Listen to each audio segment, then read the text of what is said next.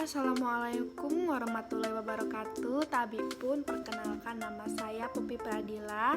Saya dari kelas manajemen 18F Universitas Teknokrab Indonesia, jurusan manajemen dan bisnis. Nah, pada kesempatan kali ini saya akan menjelaskan tentang aktivitas manajemen sumber daya manusia ala saya.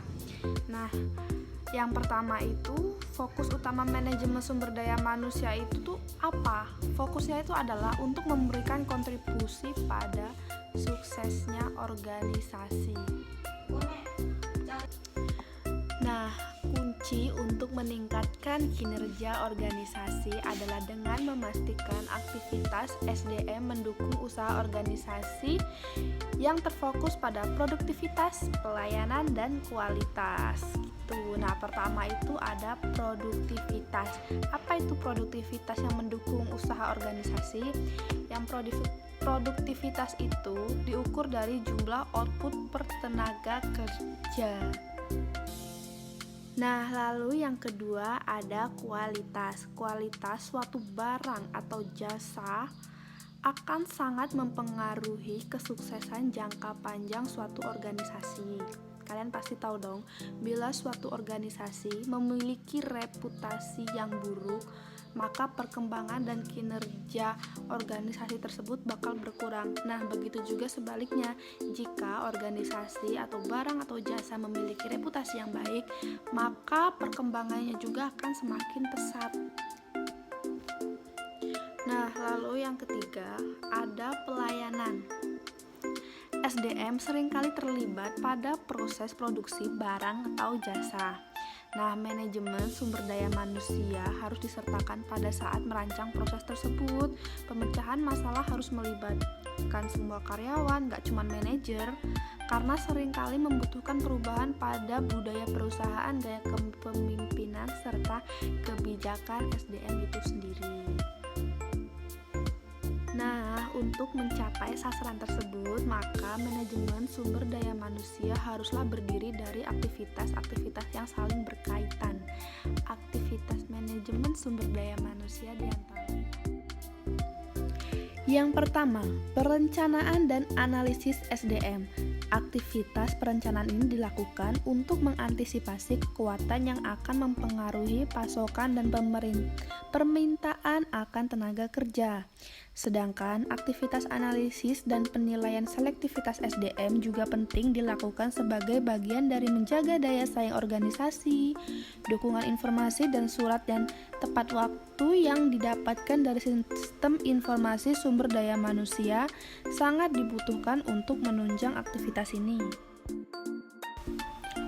Lalu yang kedua, kesetaraan kesempatan bekerja, kepatuhan pada hukum dan peraturan kesetaraan kesempatan bekerja, Equal Employment Opportunity atau disingkat EEO, mempengaruhi aktivitas SDM lainnya yang menjadi bagian yang tidak terpisahkan dari manajemen SDM.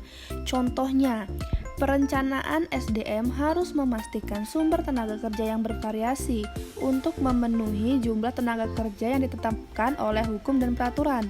Selain itu, pada saat perekrutan, seleksi, dan pelatihan, semua manajemen harus mengerti peraturan ini. Yang ketiga, perekrutan atau staffing. Sasaran perekrutan adalah untuk menyediakan pasokan tenaga kerja yang cukup untuk memenuhi kebutuhan organisasi. Dengan mengerti apa yang dilakukan oleh tenaga kerja, analisis pekerjaan job adalah dasar dari fungsi perekrutan. Di sini, uraian pekerjaan job description dan spesifikasi pekerjaan job specification dapat dipersiapkan untuk proses perekrutan. Proses seleksi sangatlah menekan pada pemilihan orang yang memenuhi kriteria persyaratan qualified atau mengisi lowongan pekerjaan.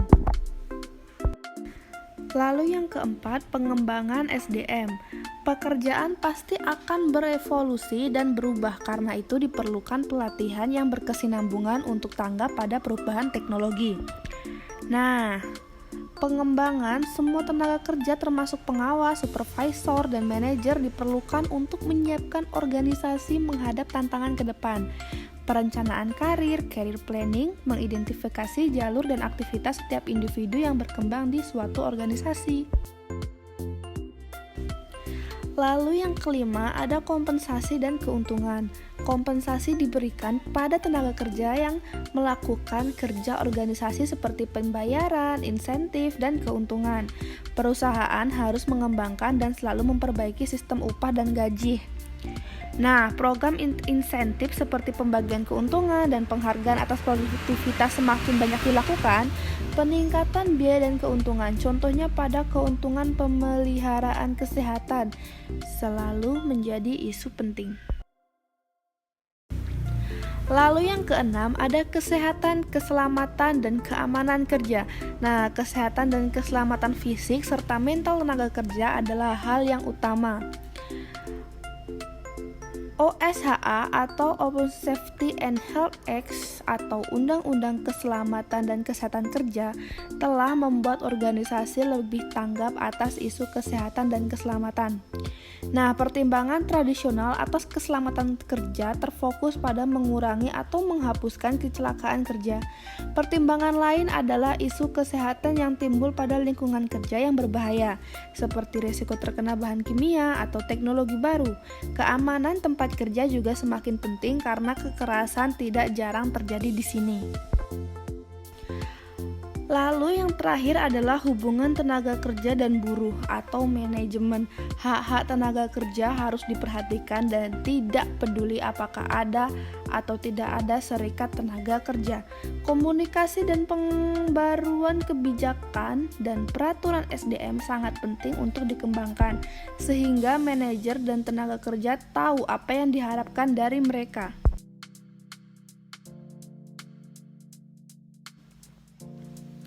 Nah, itu dia tadi sedikit penjelasan mengenai aktivitas manajemen sumber daya manusia ala saya, Pebe Pradila. Terima kasih buat yang sudah menonton. Mohon maaf apabila ada kesalahan kata atau kekeliruan dalam menjelaskan. Kalian bisa benahin di kolom komentar ya. Akhir kata, saya ucapkan terima kasih. Wassalamualaikum warahmatullahi wabarakatuh.